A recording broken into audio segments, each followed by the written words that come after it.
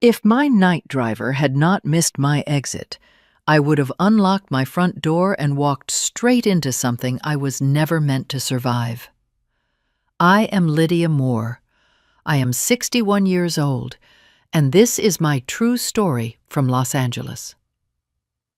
6 months earlier, I stood alone beside a hospital bed in Glendale, holding my husband Daniel's hand as the machines around him went quiet. We had been married for 39 years. He had taught high school history. I had worked most of my life as a legal assistant. When he died, the life insurance barely covered the medical bills and the funeral. What was left disappeared quickly into property taxes, utilities, and the cost of simply existing in a city that does not slow down for grief. I moved into a small, aging bungalow in East Los Angeles that Daniel and I had bought decades earlier when the neighborhood still felt like a promise. Now the paint was peeling, the streetlights flickered at night, and silence inside the house felt heavier than noise ever had.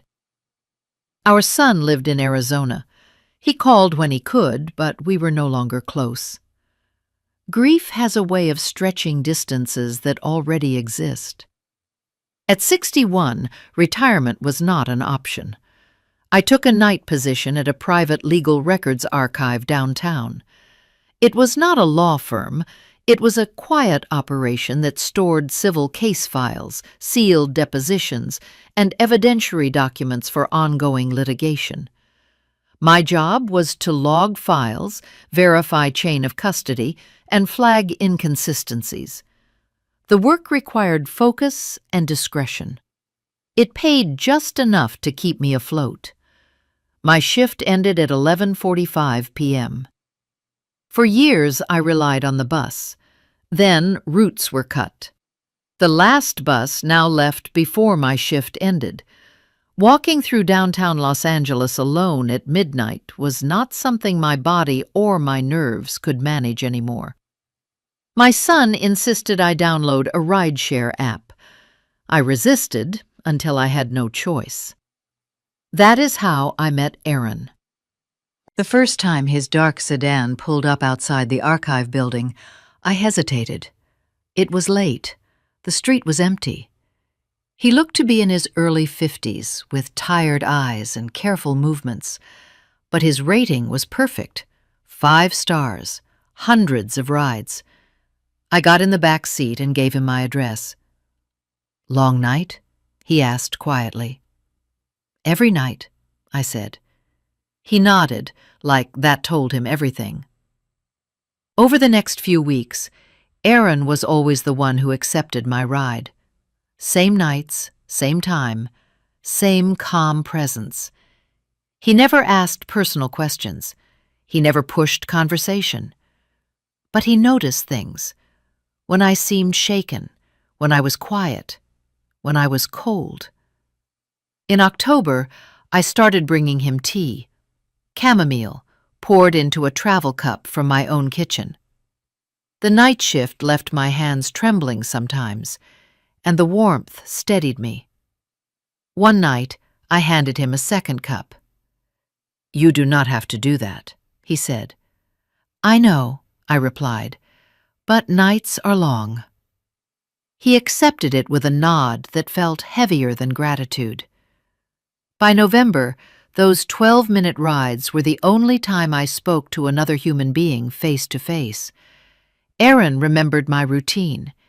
He remembered the way my porch light flickered. He remembered which nights I locked my door twice. What I did not know was that someone else had been watching too. And the night Aaron missed my exit, the life I thought I understood, finally split open. That was the night everything began. Aaron rarely spoke first, but when he did, it was never small talk. He asked questions that mattered, then waited for the answer without rushing me. Over time, I learned that silence did not make him uncomfortable. He understood it. One night, a few weeks after we first met, he told me he used to be an electrical systems technician. He worked maintenance for commercial buildings across the city for nearly 20 years. Then a scaffolding accident crushed 2 vertebrae in his lower back. The company settled. The job disappeared. Pain stayed. Driving nights paid the bills and kept him moving. It also allowed him to check on his mother every morning before sleeping. She lived alone now, her memory fading in unpredictable waves. Aaron adjusted his entire schedule around her needs. He never complained when he told me this. He spoke like a man stating facts he had already accepted. As the weeks passed, I realized something unusual. Aaron did not just remember my address. He remembered my patterns. He knew which nights I stayed late to finish audits. He noticed when my porch light was off and slowed the car before pulling up. He noticed when the street felt different. Once, as we drove past my block, he said, "There is a car parked across from your house that I have seen before." I laughed it off. Los Angeles is full of cars that never move. He did not argue. He simply nodded and kept driving. Another night, he asked if I ever brought work home. I told him no.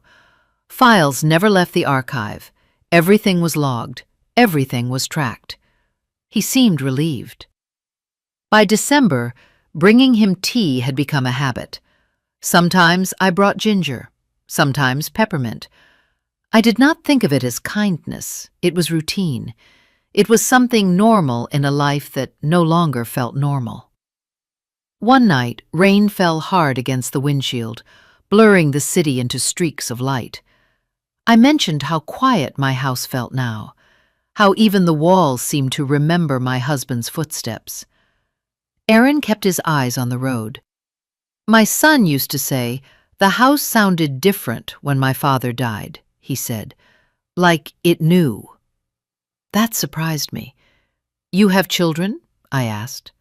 "One," he replied, "a son. We do not speak anymore." He did not elaborate, and I did not ask, but his hands tightened slightly on the steering wheel. What I did not know then was that Aaron paid attention not only to me, but to others who mentioned me. Over the past month, he had driven a man who talked too much when drunk, a man who complained about audits, about missing files, about someone in records who was asking the wrong questions, a man who kept repeating my street name like he was memorizing it. Aaron had learned to listen years ago, after failing to listen once when it mattered. That failure had cost him his son. I did not know that yet. I only knew that when Aaron dropped me off each night, he waited until my front door closed before driving away. I thought it was courtesy. I did not realize it was vigilance. And when he began logging license plates in his notes app, memorizing voices and tracking times, he did not see himself as a hero. He saw himself as a man making sure he would not ignore the warning signs again. The night the route changed, he was already certain something was wrong. He just needed to be sure I would listen. By January, our nights followed a rhythm that felt almost scripted. I stepped out of the records archive at 11:45 sharp. The security guard nodded as I passed. Aaron's car waited in the same spot, engine running, headlights dimmed. I slid into the back seat, set my bag down, and handed him the tea without a word. He thanked me quietly, like we had agreed long ago that words were optional. Those 12 minutes became the only part of my day that felt anchored. I learned that Aaron preferred driving nights because the city revealed itself honestly after dark.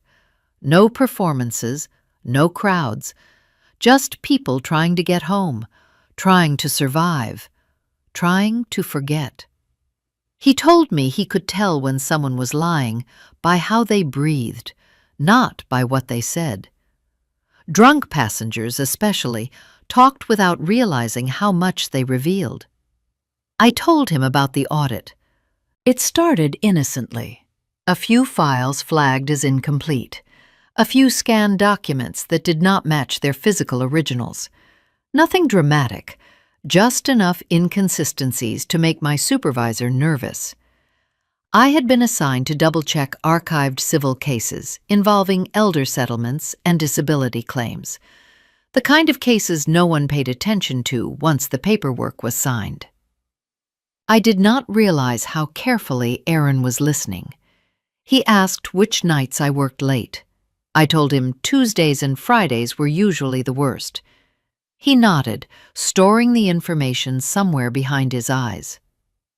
One evening, as we turned onto my street, I noticed a man standing under the flickering streetlight near the corner. Middle-aged, baseball cap pulled low, pretending to scroll on his phone. I mentioned it casually. Aaron slowed the car. "That man has been there before," he said.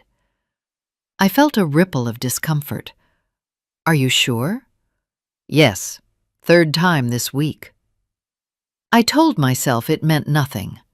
Los Angeles is full of people who do not belong anywhere and everywhere at once. Still, that night, I locked my door twice. The following week, I noticed a car parked across the street from my house when I returned home. An older sedan, windows tinted, engine cold. It stayed there overnight, gone by morning. I mentioned it to Aaron the next night. He asked for the color, the plate state, the damage on the rear bumper. "You notice a lot," I said. "I have to," he replied. "It is how I stay alive." It was the first time he said anything that hinted at fear. A few nights later, I found my gate unlatched when I got home. I was certain I had closed it. The latch was old, rusted, unreliable. I told myself it was nothing. Aaron did not like that explanation. He asked if I had noticed anything missing. I said no. That was not entirely true. A legal pad I kept by the phone was gone. It had contained only reminders and grocery lists, but one page held notes from work. File numbers, initials, dates. I had convinced myself I misplaced it. Aaron did not try to convince me otherwise. He simply said, "If anything else feels off, you tell me immediately." The trust between us did not arrive all at once. It built quietly, layered over routine, over shared silence, over small gestures that said, "You are not invisible." What I did not know was that the man under the streetlight had been counting the minutes between my arrival and the lights going out. That the parked car belonged to someone who knew my schedule better than I did. That someone had already decided I was a liability. And what I did not know was that Aaron had already begun connecting pieces that terrified him. Because the drunk man he kept driving spoke about audits now. He spoke about records being moved. He spoke about a woman who asked too many questions. And he spoke about a house on my street, like it was already an unlocked door. The night Aaron decided to act, he did not see it as bravery. He saw it as the last chance to keep another person from paying for his silence. And by then, trust was no longer a choice. It was the only thing standing between routine and catastrophe.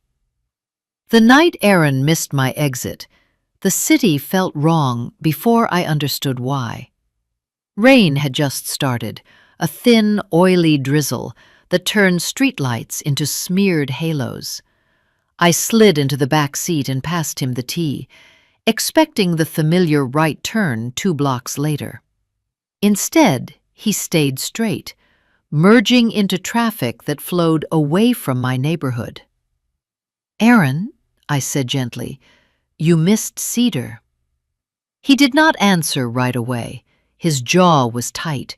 His hands held the steering wheel at 10 and 2, like he was bracing for impact. "I need you to stay calm, Lydia," he said, "and I need you to listen." My stomach dropped. "Where are we going?" "Somewhere we can talk without being seen," he replied. "Fear has a sound. It is quiet, sharp, and immediate." I heard it in my own breathing. "You are scaring me," I said. "I know. I am sorry. But what I am about to tell you is worse if I say it on your street." He turned into an empty office park, long closed for the night. He parked beneath a flickering security light and shut off the engine. The sudden silence pressed in. Aaron turned to face me fully. "Do you know a man named Victor Hale?" he asked. The name hit me like a dropped file. I had seen it in the archive, not often, but enough to recognize it. I swallowed. "I have seen the name. Why?" He exhaled slowly.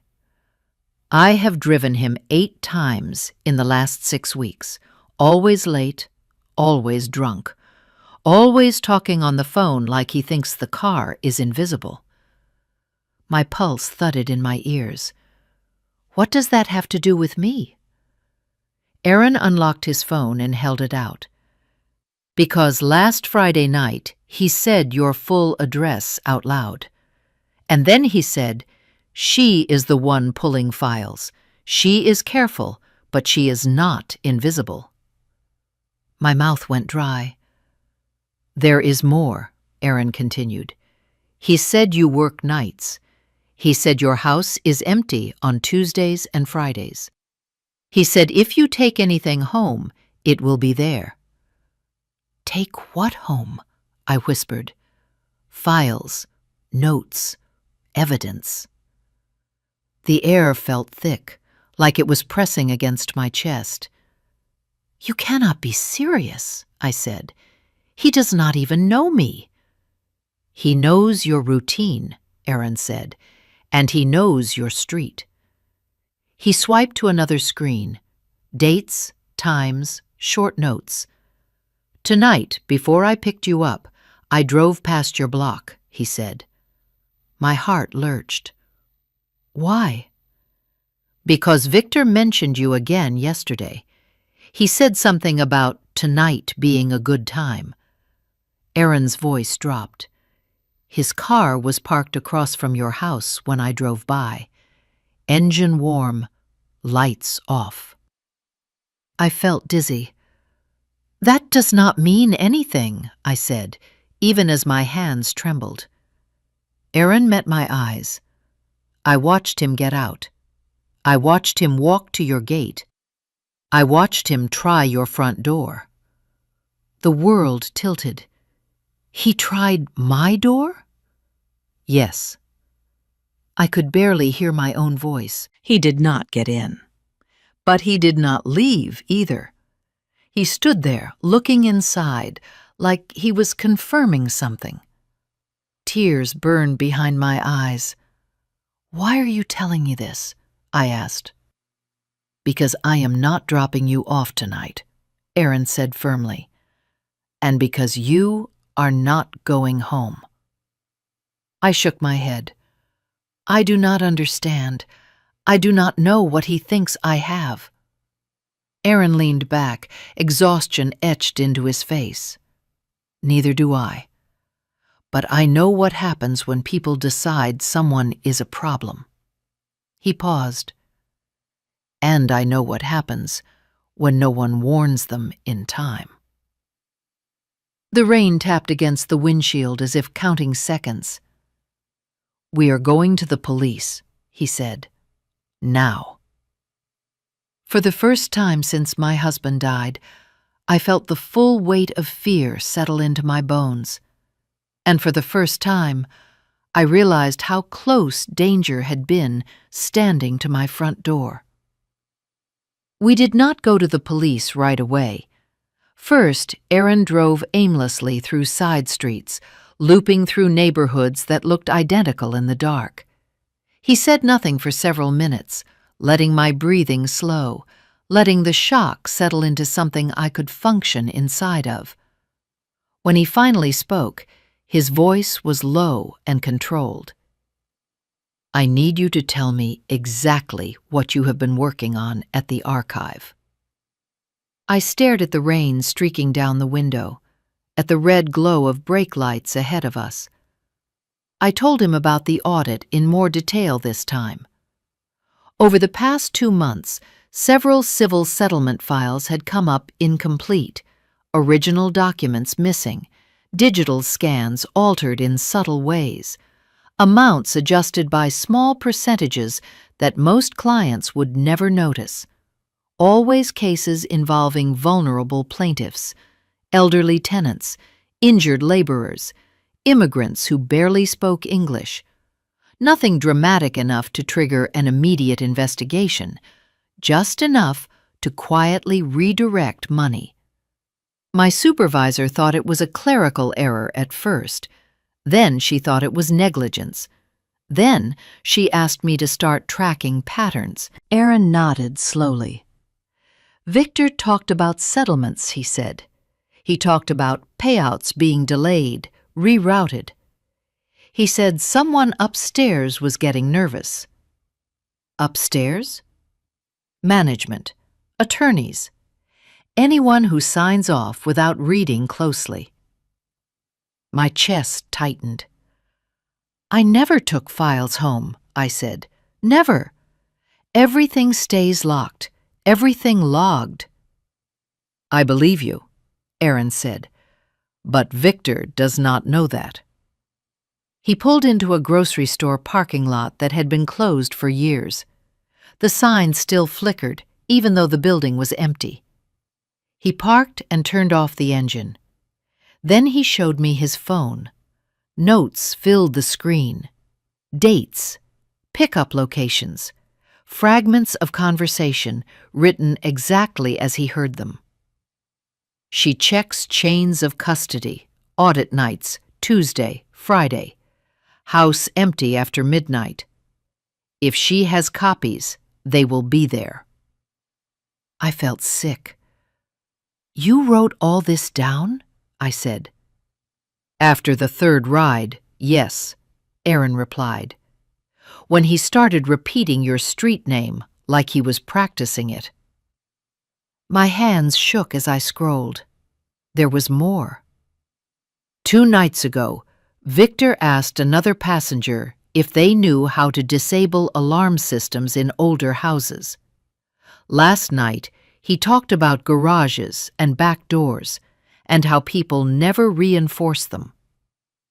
I closed my eyes. I remembered the loose hinge on my garage door, the window that never quite latched, and the legal pad that had gone missing. "I thought I lost it," I whispered. Aaron did not respond immediately. He reached into the center console and pulled out a small digital recorder.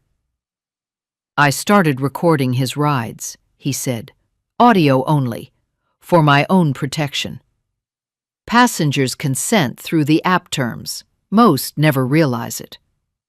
He pressed play. Victor's voice filled the car, slurred, angry. "She is careful, but she is slow. If she figures it out, she will talk. I need to get ahead of this." The recording ended. I opened my eyes and looked at Aaron. "He is not just watching me," I said. "He thinks I have proof." "Yes," Aaron said. "And even if you do not, he thinks your house is where answers live." Silence stretched between us. Then something else clicked. "Victor works nights too," I said slowly. "That is how he knows my schedule. That is how he knows when the building is empty." Aaron's jaw tightened. "He told me he had keys. He said no one checks the basement after midnight." The basement, where the archive vault was. My stomach dropped. "He is not just stealing files," I said. "He is covering tracks, removing originals, making sure nothing can be traced back. And if you find something first, Aaron added quietly, he believes he can find it faster at your house. The reality settled like ice. If I had gone home tonight, I would have walked into a silent house someone else had already claimed as accessible. I wrapped my arms around myself. We cannot wait, I said. Aaron nodded. No, we cannot. He started the car. This time he did not ask where to go. We both knew. The police station lights cut through the rain ahead of us, and for the first time since this nightmare began, fear gave way to something sharper. Clarity. The police station smelled like disinfectant and burnt coffee. It was just after 1 in the morning, the kind of hour when truth slips out because everyone is too tired to pretend. Aaron and I sat side by side at a metal table while an officer took notes, his pen scratching steadily, as if he already sensed this would not be simple. I told my story first, my work, the audit, the missing files, the car across the street, the gate unlatched, the legal pad gone. Saying it out loud made it real in a way my mind had resisted until now. Then Aaron spoke.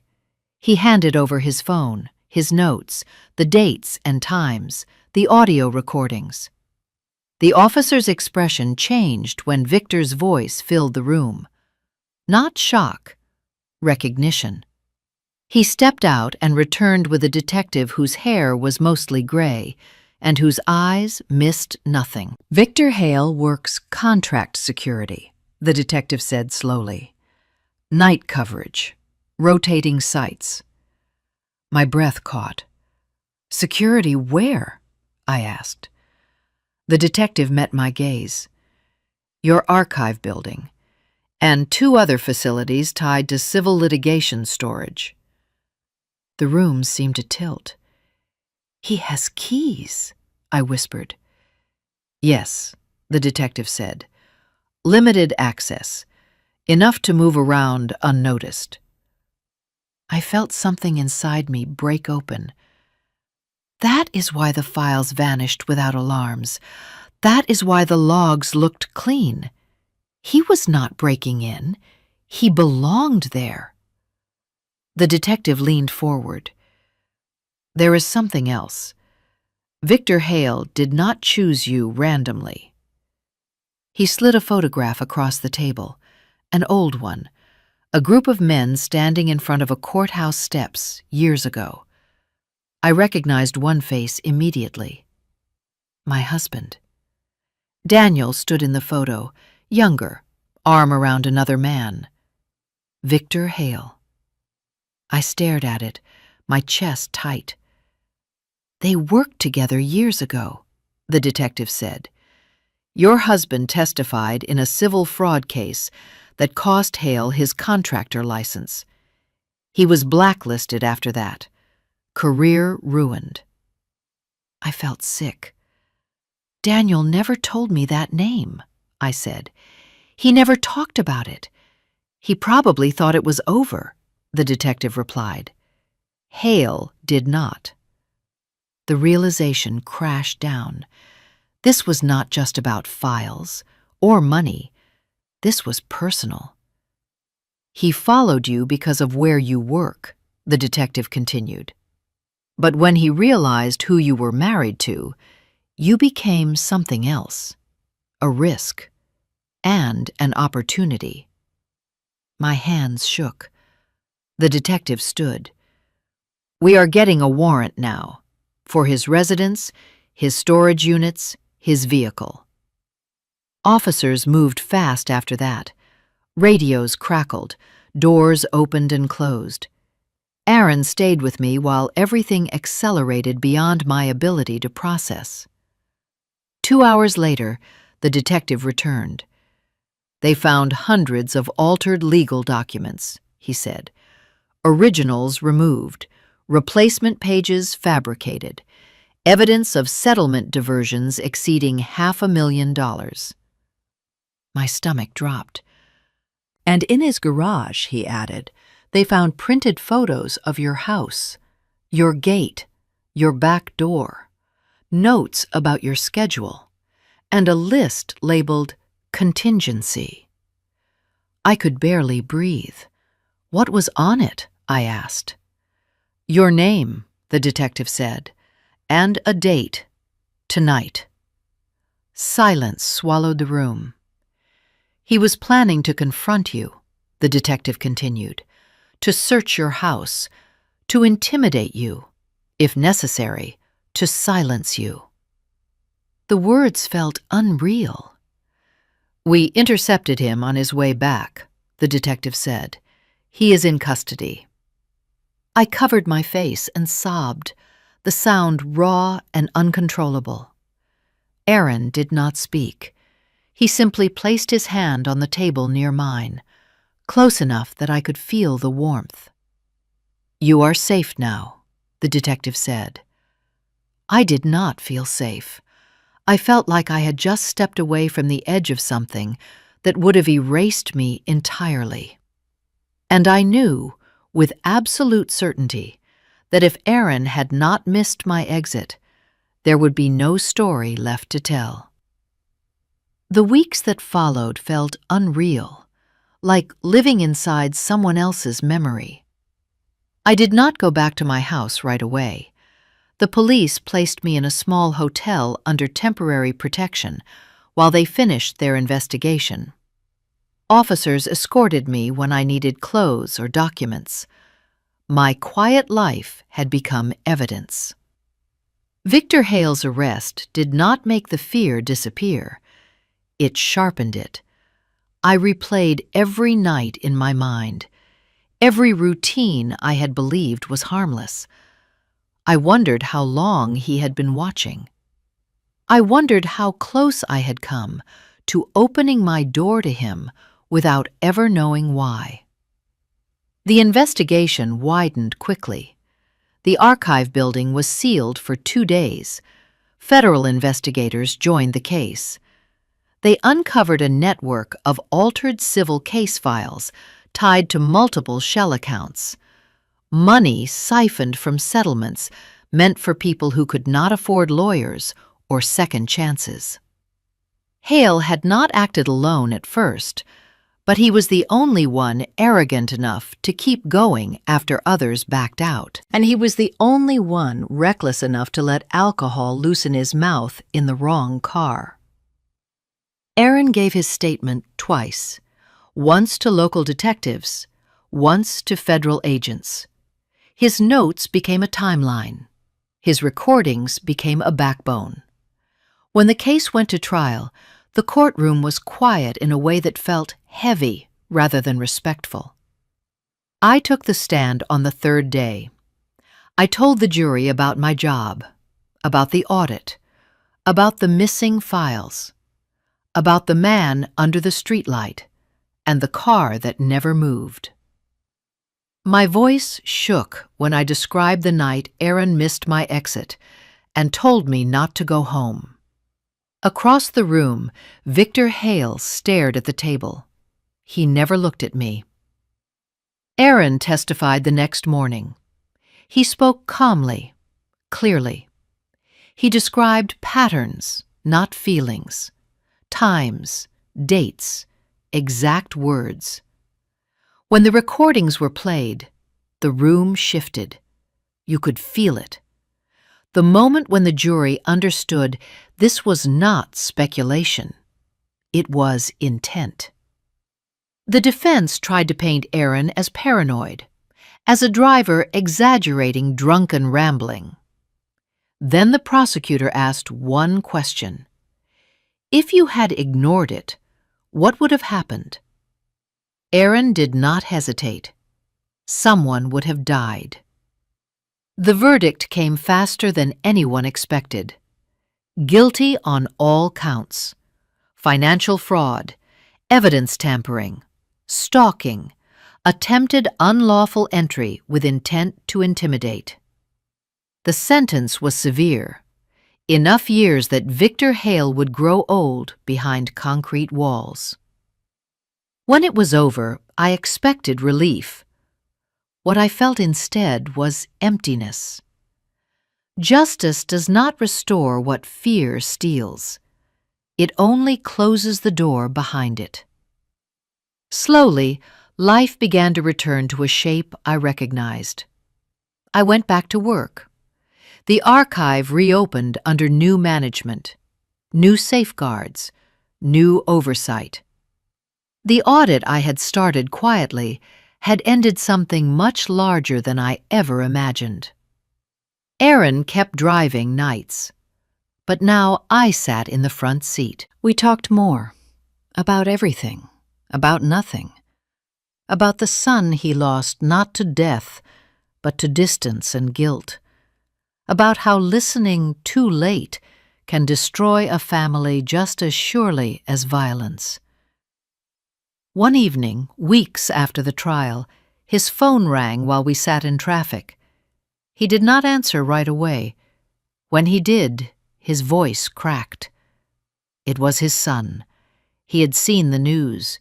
He had read about the case, about the driver who saved a woman by paying attention, about the man who did not look away this time. He wanted to talk. When Aaron hung up, he pulled the car over and cried like someone releasing years of held breath. I reached for his hand without thinking. "Sometimes the truth hurts," I said softly, "but sometimes it opens doors." He nodded. That night, for the first time in a long while, neither of us felt invisible. And for the first time since my husband died, I believed the future still had room to surprise me. Life did not return to what it was before. It settled into something new.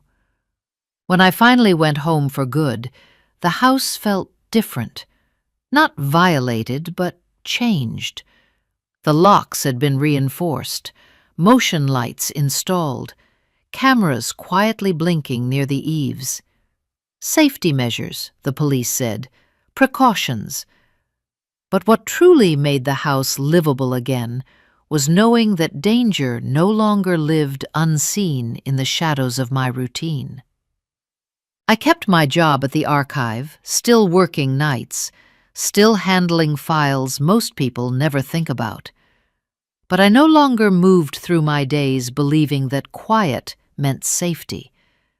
I understood now that silence can hide intentions just as easily as it can hide pain. Aaron and I began having dinner together on Sundays. At first it was just coffee, then soup, then meals that took time. He introduced me to his mother, who smiled at me like she recognized something familiar even when words escaped her. A few weeks later, his son joined us. Awkward at first, careful. Two men relearning how to speak without blame. They asked me questions about the case, about how it felt to testify, about fear.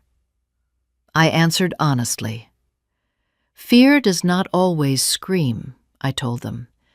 Sometimes it waits patiently for routine to make room for it. Over time, those dinners became something neither of us had planned. A family shaped not by blood, but by attention. At work, a new clerk started. Young, overwhelmed, working nights because she needed the money, not because she wanted the hours. I recognized the tightness in her shoulders, the way she hesitated before asking questions. One night, I brought her tea. She looked at me like I had handed her something rare. "Thank you," she said quietly. "You have no idea how much this helps." But I did. I knew exactly what it meant to be seen in a place where most people only look past you. Months later, Aaron received a call while driving me home.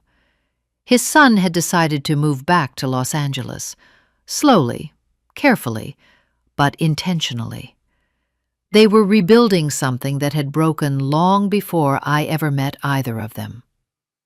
That night, as Aaron dropped me off, he waited until I was inside before driving away. Some habits never disappear. I am 62 now. I still live in my small bungalow in East Los Angeles. I still work nights. I still drink tea when my hands shake. But I no longer believe I am alone in the quiet. I think often about how easily this story could have ended differently. If I had not spoken to my driver, if I had not offered a cup of tea, if Aaron had not learned to listen when others looked away. Kindness did not save me because it was magical or heroic. It saved me because it created connection. Connection creates awareness. Awareness creates action. And action changes outcomes.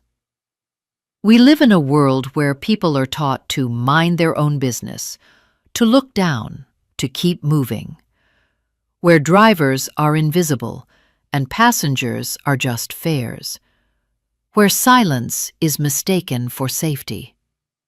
This story exists because one person chose to pay attention, because another chose to treat a stranger like a human being. So this is the lesson I carry forward. Be kind, not because you expect something in return. Be kind because attention is not weakness. Be kind because listening can save a life. You may never know whose routine you interrupt, whose fear you interrupt, whose ending you quietly rewrite by choosing to see them. I gave my night driver tea every week. One night, he missed my exit, and because of that, I am still here to tell this story. This was my true story from Los Angeles. Looking back, I know now that my life was not saved by luck or courage. It was saved by attention, by kindness, by two people who chose not to treat each other like background noise in a long, exhausting night. I did not give Aaron tea because I thought it would matter. I gave it because it felt human, because grief had taught me how heavy silence can be. And in return, he listened when others would have tuned out. He noticed patterns. He trusted his instincts. He chose to act. What I learned is this: evil rarely arrives loudly. It hides inside routine, inside schedules, inside the belief that nothing bad will happen tonight because nothing bad happened yesterday. Kindness does not make you weak. Awareness does not make you paranoid. Caring does not make you foolish. Sometimes, being kind is what keeps you alive.